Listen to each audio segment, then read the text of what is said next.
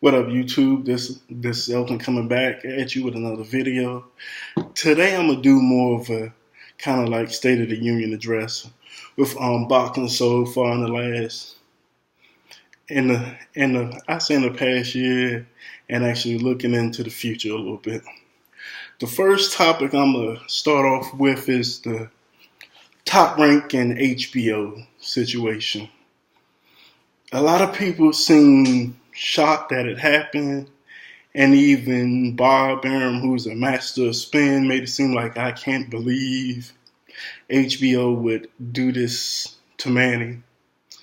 When the truth of the matter is, nothing happens without Bob Arum being 3 or 4 steps in front of it. This is what he wanted. This is how he planned it. Because at first they was talking about going fighting on, I believe, October 15th was Manny's original date to fight when they was targeting him fighting Adrian Bronner. But him and HBO has been at odds for probably about the last year or so. So what he does is he moves the date back, saying Manny had congressional obligations. So actually Manny needed to fight later, but he's already been elected. So what congressional obligations does he have? So they move it to November 5th, knowing HBO is heavily invested in Andre Ward versus Sergey Kovalev.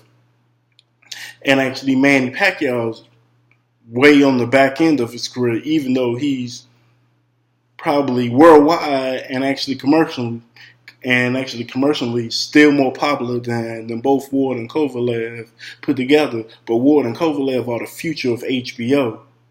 So Bob put HBO in the predicament of pick our fight with Pacquiao versus Vargas, which is probably still going to outsell Kovalev versus Ward, even though Kovalev versus Ward is a lot bigger fight in the big grand scheme of things. So HBO had to make the choice of picking Ward and Kovalev, knowing the Pacquiao fight isn't going to sell a lot, but it's still going to sell more than that one. And what actually that was is what I prefer as a chess move. Because Arum knew what HBO would do. So this is basically him removing HBO totally out the picture if let's say Floyd Mayweather comes back and Manny Pacquiao and Floyd do a rematch, which even at dropping 50 or 40% is still almost 2 million buys, and that's a lot of money that HBO will be without. So in the grand scheme of things, I can see the Pacquiao-Vargas fight going as Showtime pay-per-view, just as a show of good faith. Yeah, so that is how I feel about that one. The next one is the Triple G versus Kell Brook fight. And I truly don't understand, personally, the logic of Kell Brook. He's saying, I'm big, so I'm going to put on 175 pounds. It doesn't matter if damn at the 30-day weigh-in he was 190 pounds.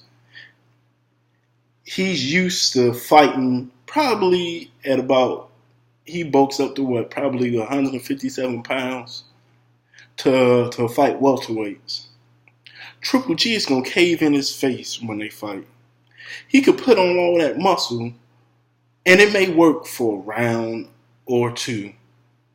Eventually, all that extra muscle is going to take down his punch output. He's not going to be able to throw punches. He's not going to be able to block punches. And then he's going to get brutally beaten.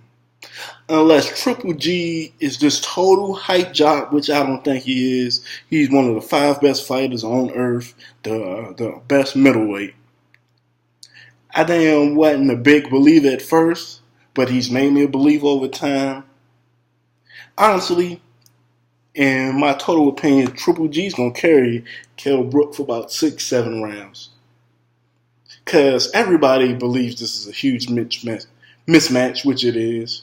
So he's going to probably, he may lose the first round or two. You're like, oh, okay. It's sort of like how Conor Canelo went, where then Conor came out, he was like, okay, if damn he could stop from being hit, he might have a shot. People say, well, Conor had a bad chin. Kell Brook hasn't been knocked out. Kell Brook ain't been fighting nothing but Sheffield cab drivers other than the Porter fight, which was close. And even Carson Jones bust him up. Triple G's going to put a hurting on him. And actually, with what happened last Saturday, this might be Kell Brook's last year in boxing. Because if he fights Triple G and gets knocked out and Spence's mandatory is enforced, he's done by the end of this year. I mean, it's like, to hear the things Kell Brook saying makes me think he has a drug problem. Because he's talking about, I can't wait to hit Triple G and I can't wait for him to hit me. If he hits you, it's over. Triple G can end that fight whenever he wants. Whether it be the first or the 12th.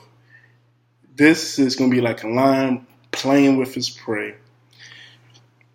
I mean, that is about as much I have to say on that one. My next topic is going to be kind of the hating that is going on with Errol Spence. And it's baffling to me. For the last, let's say, 5-6 years, people have been clamoring for a guy to knock you out at the welterweight division, claiming Floyd is born, blah, blah, blah, as the face of the welterweight division. Man, he ain't knocked nobody out since, 2009. A guy's coming on and do it, and now you hear, well, he ain't got no defense. He actually, what if a real welterweight punches him? Never mind the fact he's knocking out guys who haven't been knocked out. Chris Jr. may not be the greatest fighter on the earth, but he went 12 rounds with Ruslan Pranatnikov at the 140 division. He went 12 rounds with Manny Pacquiao, getting dropped like 7 times. He went 12 rounds with Mir Khan just last year. And damn, Spence put him in a body bag and the trunk.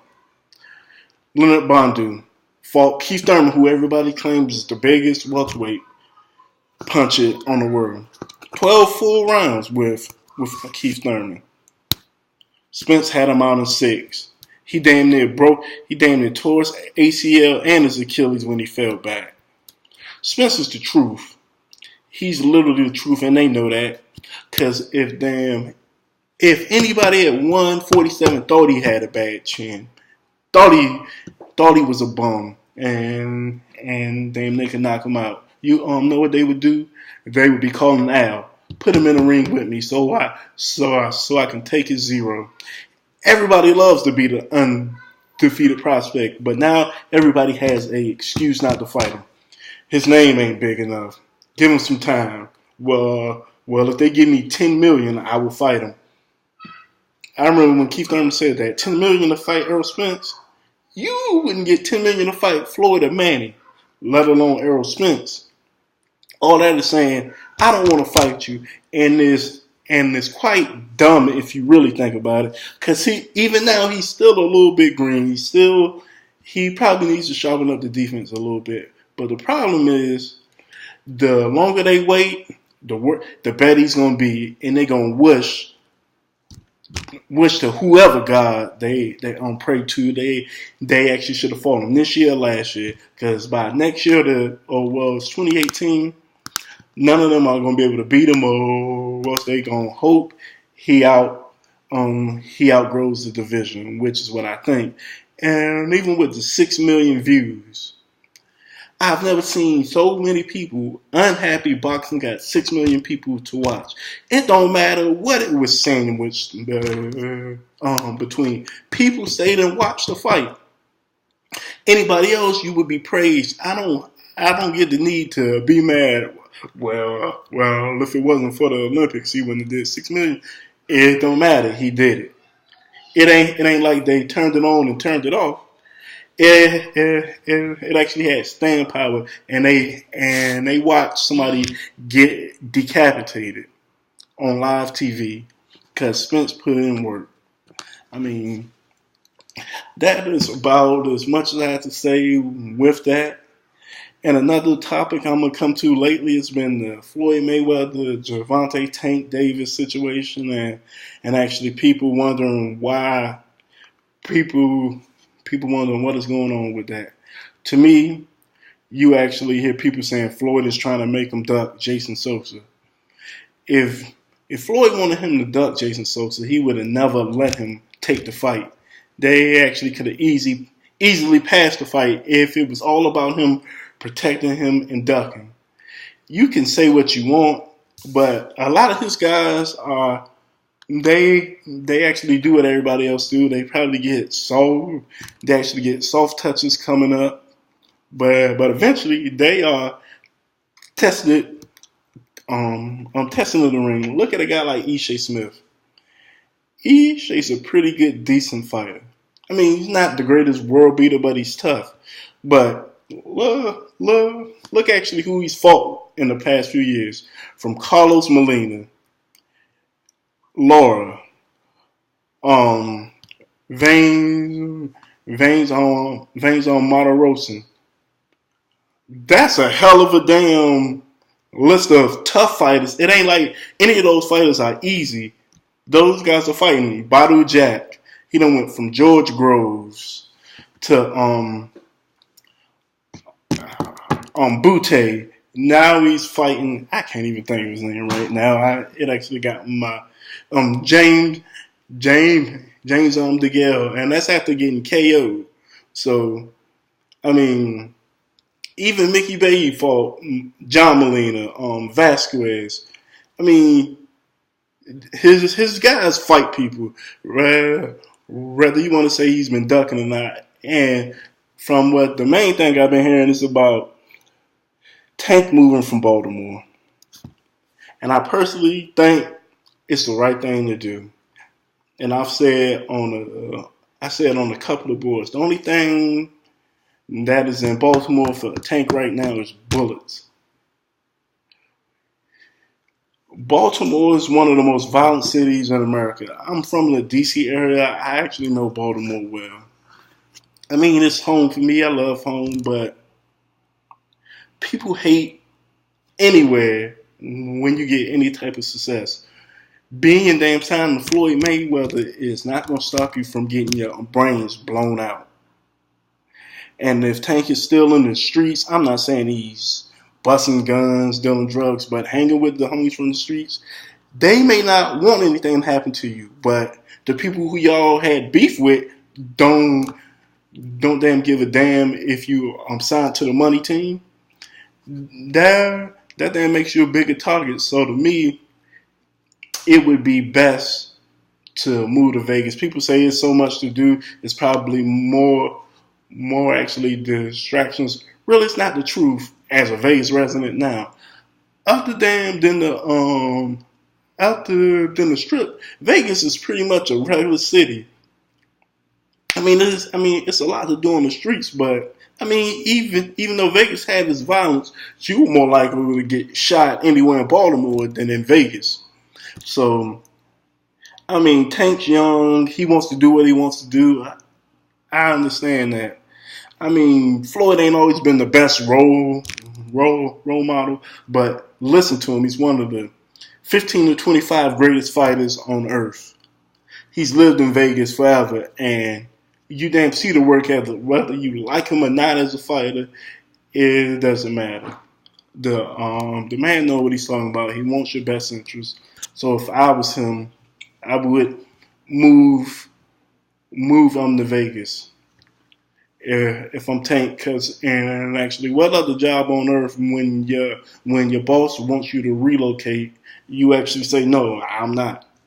So if I'm Tank, I am moving to Vegas. And actually, enough with that subject. The next thing I want to get into is Golden Boy's promise they made after the Al Heyman split, that that actually they was gonna do the best versus the best, and actually none of the whole actually we are going to let things marinate. We aren't barbarian. We're not gonna let things marinate. And since that time, all they did was let things marinate. I mean, Canelo, since the whole split, has fought James Kirkland, who was out of the ring for well over almost 2 years. He actually fought the Cotto fight. The Cotto fight I can't take away from him. That was a good fight. It's a fight we all wanted to see. But then he fights welterweight with no chin with Amir Khan, which everybody went going into that fight.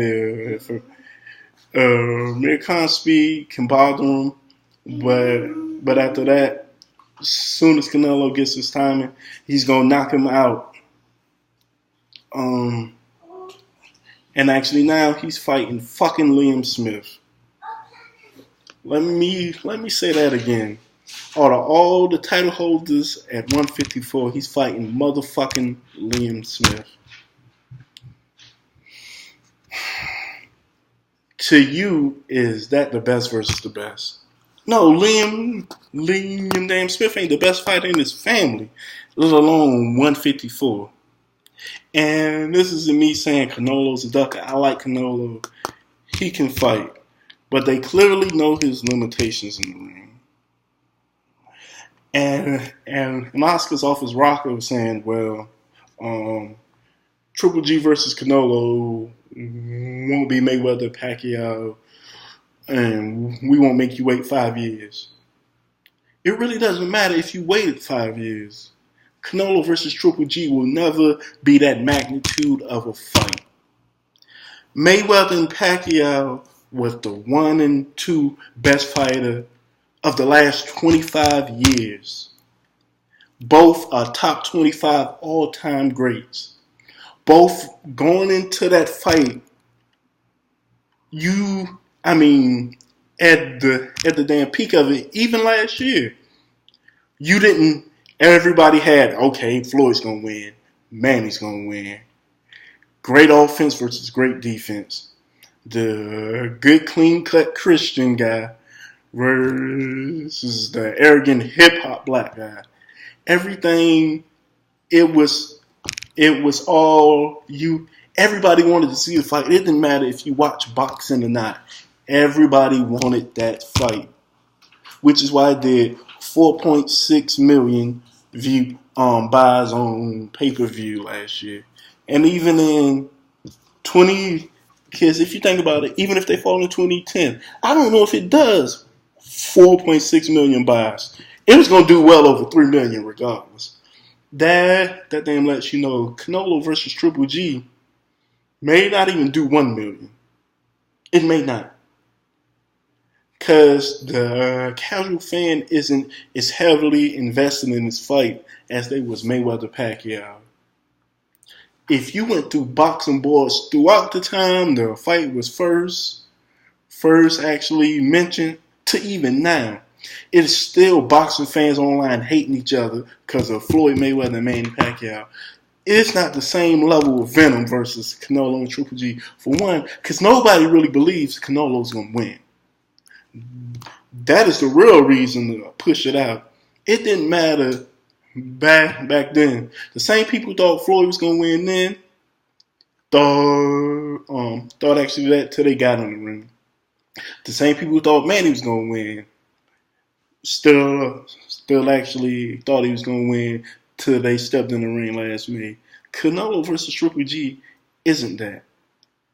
Most people feel Triple G's going to knock him out. Simple as that. So the whole Hagler Hearns thing doesn't matter. People aren't heavily invested in it, so the longer it takes, the less buys they're going to do. They actually needed to do that fight Cinco de Mayo after Canelo beat Cotto. But they are dragging it along thinking it's a bigger fight than what it actually is.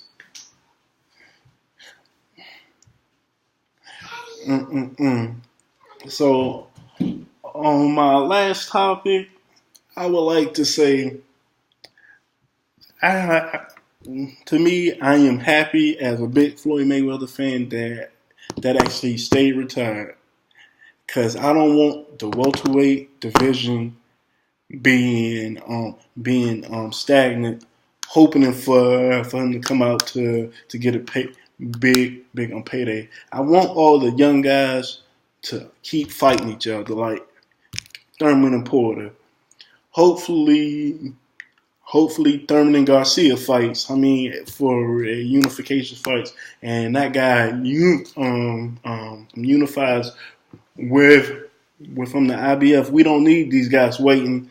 Well, I am gonna fight the cab driver down the street waiting on Floyd. Floyd is almost 40. Hell, damn! Now even Manny's doing it. It's the only reason why he's fighting Jesse Vargas. Nothing against Vargas, but Manny's people pretty much think they can beat Vargas, which is why they chose him over Terrence Crawford. Even if they beat Terrence Crawford, they're not gonna look good doing it, and there's a possibility Manny gets stopped. They don't feel that danger in the Vargas fight, even though Vargas has improved a whole lot since he was on the Mayweather undercards back in the day. But I mean, he's probably gonna give Manny a pretty good decent fight. I mean, he fought Bradley good. He knocked out Sonam Ali last year. I think Vargas is gonna be solid, but I don't think he has it yet to beat Manny. So I think Manny's not going to fight Crawford till he fully knows Floyd is never coming back, which I hope Floyd never comes back. But I like to thank you guys and actually give me your comments till the next time I holler at you.